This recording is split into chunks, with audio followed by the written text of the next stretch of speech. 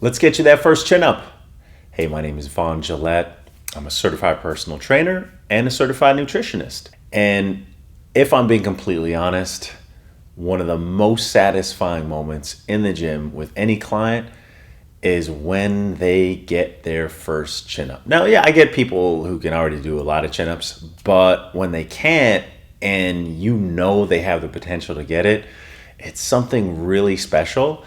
But it usually takes a fair amount of work as well. And for some people, they're going to be able to reach that in maybe a couple weeks. And for some people, it's going to take a couple months. I know you want to know the most efficient way to get a chin up. So I'm going to show you like the exact progression that you can use to get your first chin up.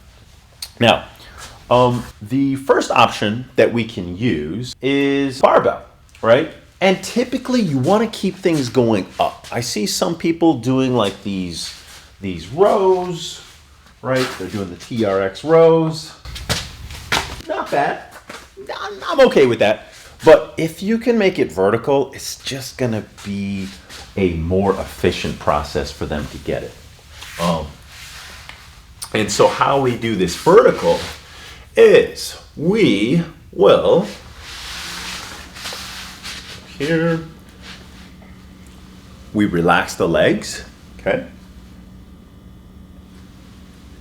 Then we go up. Now, you can start with the bar lower. So for example, if I were sitting down, you can start here and then gradually raise up the bar higher and higher so that your arms are going up, which makes it more difficult keeping the legs relaxed. You can also raise one leg in the air, okay? And what I recommend at first is going anywhere from 4 to 8 reps, as long as they can have good form, for 2 to 3 sets at first, and you can do that every other day. Now, if for some reason you're like a strength freak, if you're like a gym rat, and you're like, I'll do everything possible. Well, in that case, what you could do is you do it every day, right? You do something like this every day.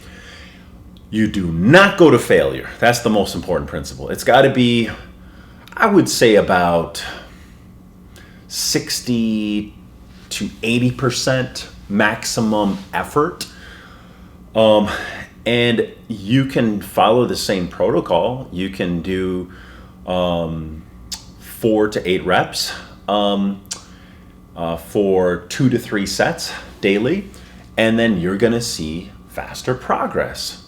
You know, I know we call it getting your first chin up, first pull up, but typically for most people, your palms facing you is going to be a more efficient, stronger way to get your first chin up, pull up than going this way. This way is harder typically.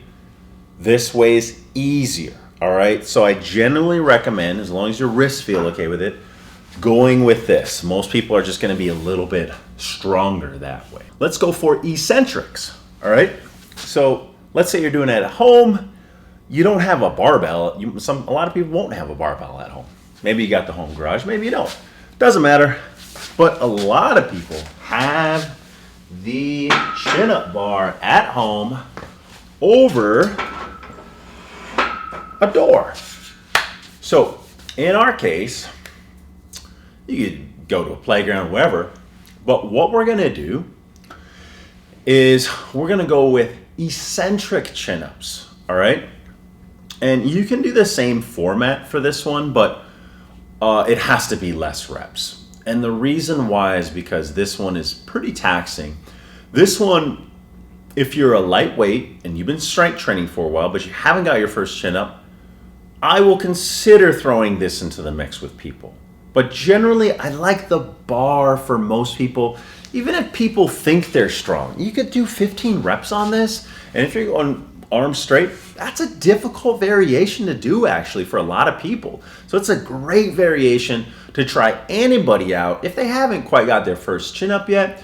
And you can see where that, and you can see what would be the best progression for them after that. This is not the variation I would use at first, Here's what it requires. Your base requirement to know if this is right for you is that you're gonna jump up all the way up, clearing the bar with your chin, and then you're gonna slowly lower, all right?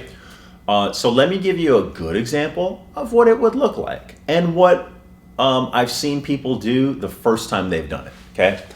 I tell them jump up there, okay? And then they slowly lower down all the way. If they can go while straightening their arms slowly as they can, that's awesome. Now you shouldn't take 10 seconds if you can go down for 10 seconds, you can probably do a chin up.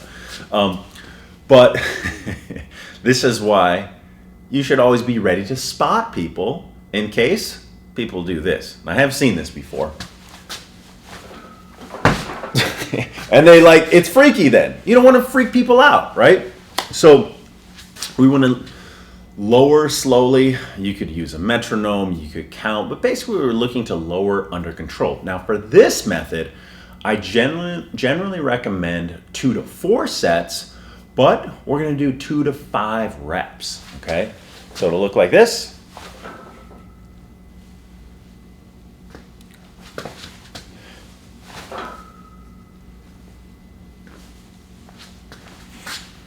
The more proficient you get at this, you can give yourself less jumping up to do. And what you'll find is that it'll kind of look like this. If a person starts to get better at this, this is what it'll look like. And they'll start to be able to clear that first bar. And you might think, why the hell would I be focusing on lowering? I want to be able to raise up. There is a carryover. There's mixed evidence on this, but I can assure you, lowering down under control absolutely builds the strength to be able to pull you back up, especially for beginners. That's who we're after here, right? So, again, make sure that you're safe with this one, and that when you jump up there, your chin clears the bar, right? Now, probably one of my favorite methods of working with beginners, getting their first chin up, are bands. All right, and I see a lot of people, they recommend, yeah, just get the band going and then you're gonna get it.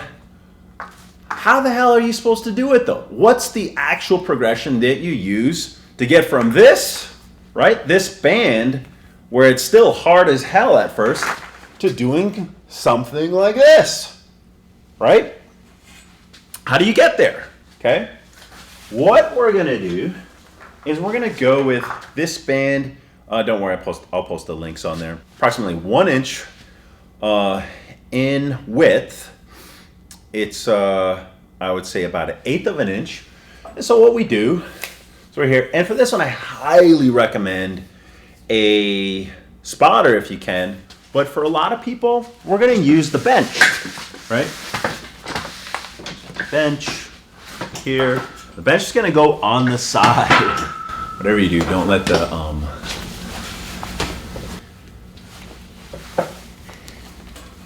okay. Here, safe. Okay. And then we lower down, come back on up. Lower down, come back on up. You can either step onto the bench and off. When you step down there,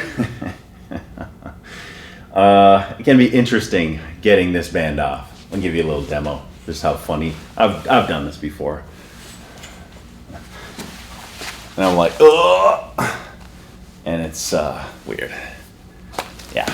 So you do want to be a little careful with the bench. Absolutely prefer you having a spotter, but I found enough trial and error that 4 of these thin ones equals 1 of these ones. So when you can do 6 to 8 reps of this one, full range of motion, going all the way down and up, then you can progress to 3 of these thin bands, right? On here, how do you wrap these on? Okay, what we do, wrap it around here, wrap it through the loop in the middle, okay, and we're good to go here, right? We put down here. Okay. And again, go all the way down. We're gonna try not to touch unless we absolutely have to. And we're gonna go for like 6 to 8 reps here, okay?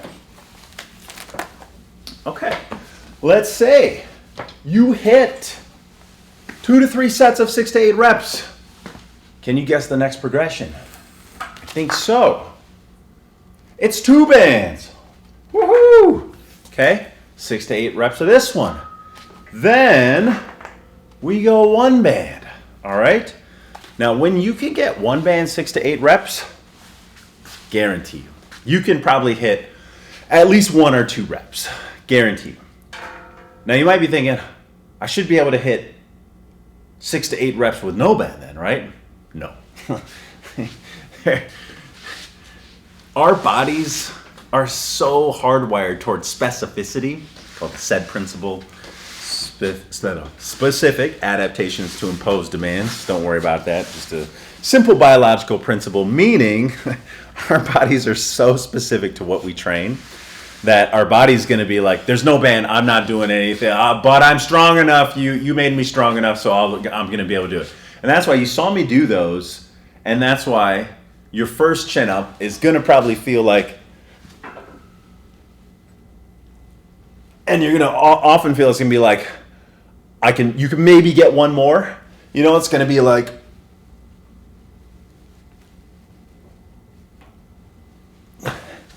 but guess what? You did it though, and that's what counts. And we're going to keep on going. These are my top 3 favorite methods for getting your chin up. There are other methods, but I find these are just the most user-friendly. They're easy to progress. And generally, if you have a BMI that's probably typically under anywhere from 26, 25, you absolutely can do a chin up. So are you on track to getting your first chin up? How are you doing it? I'm interested in knowing. And so if you have any questions on any of the methods that we use today for how to get your first chin up, please let me know. I'm happy to answer them. Thanks for watching. You're driving me